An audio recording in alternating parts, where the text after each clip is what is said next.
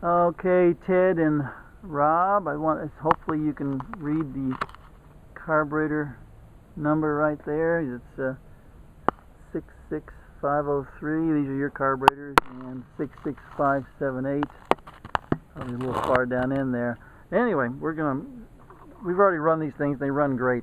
First of all, after we ran these things, what I do is I take the float bowls off, I dump all the fuel out, and then I spray them with B12, and then I pickle them with a combination of Marvel Mystery Oil and mineral oil.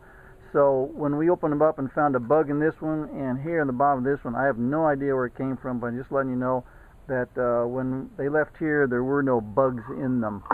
And we've since we baseline them again back to where they're originally supposed to be with the G55s and all the proper jetting. We checked. We had a little drippage in the accelerated discharge nozzle, and we thought it was due to this being defective, but it wasn't. And so with the running, whatever happened, whatever was in there has been blown out. So whatever was in there making trouble is gone, and now the carburetors run perfectly. And But Sean took this one apart to check for boogers inside, and I took this one apart. So we both independently found boogers. And here's Sean, and it's his turn. And I'm going to put this on the tripod so it won't wiggle too much. All right, ready to go. Rock and roll, Sean. Okay. As Will mentioned, we went through these, and all that I have done on my end is the fuel level I actually increased it. I know you had mentioned some issues about running rich, but they weren't within to the area where I liked them, which is around 37 millimeters from the base gasket to the top of the float. So the fuel level has actually increased. These, I put them back to my baseline where I usually run them about 3/4 out.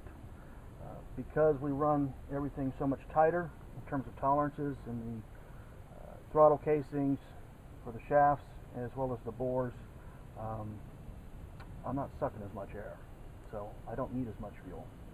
Now, in terms of running, Will mentioned they run fine. We'll go ahead and run them. I'm pleased with them, so I'm really anxious to hear any feedback from y'all based upon this in terms of how they're running. If they're running completely different than what you've been seeing, or yeah, that's it. If it's yeah, that's it, then I guess that will lead to another discussion. But anyway, let me go ahead and fire these up. Fuel.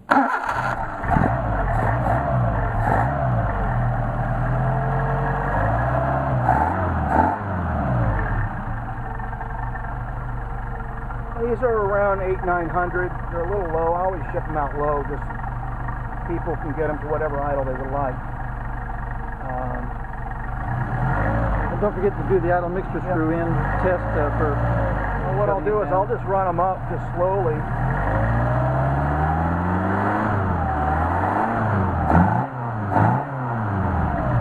I understand there's no load on the engine, so that only tells half the story. And I don't know if y'all have actually driven this car, by the way.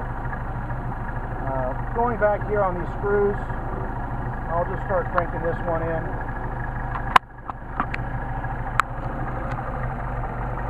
And you can hear there's get that rolling misfire, so we're already too lean.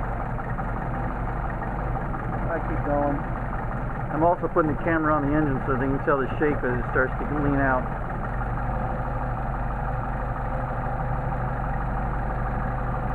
Go ahead and blow this up.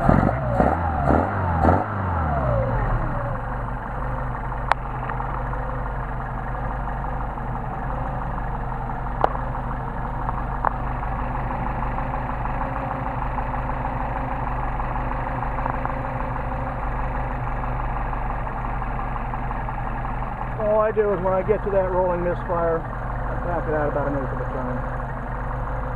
You can certainly go in the opposite direction to where it gets so rich and does the same thing and then back in, but works for me. All right, now go ahead and shut off the idle mixture screws completely. Okay. Show them what we're talking about in terms of the sealing, so if we come in here,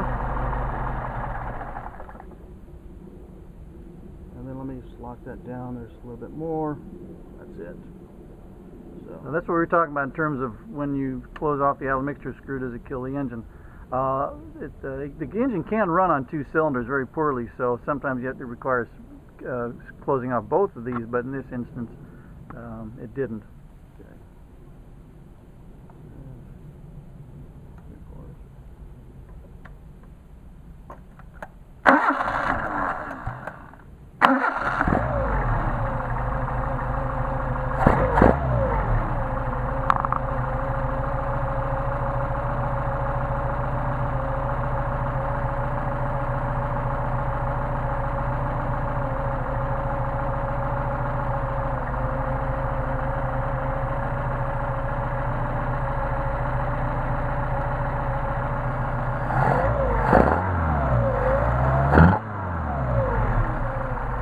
Now, just for fun, would you drop the idle down as just where it's just barely pumping over?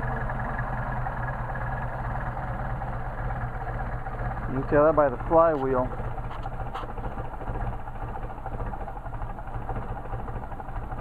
You can, of course, tack won't register. Yep, got it too low. Yeah, so it's about 300-400. It'll die.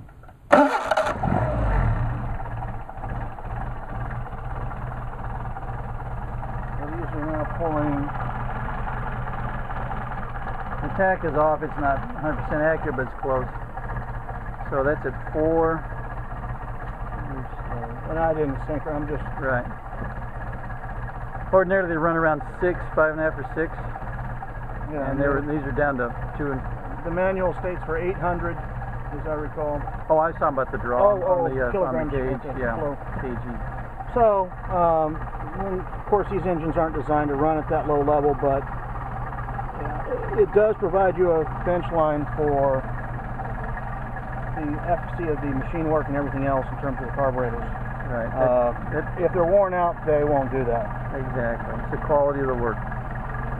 And we don't take any credit for the machine work. That's all done on the 5-axis CNC machine by people that know what they're doing. I got them at 5. Again, I'm really anxious to get some feedback from y'all on these because I'm sorry. Do a hot restart. Oh, okay.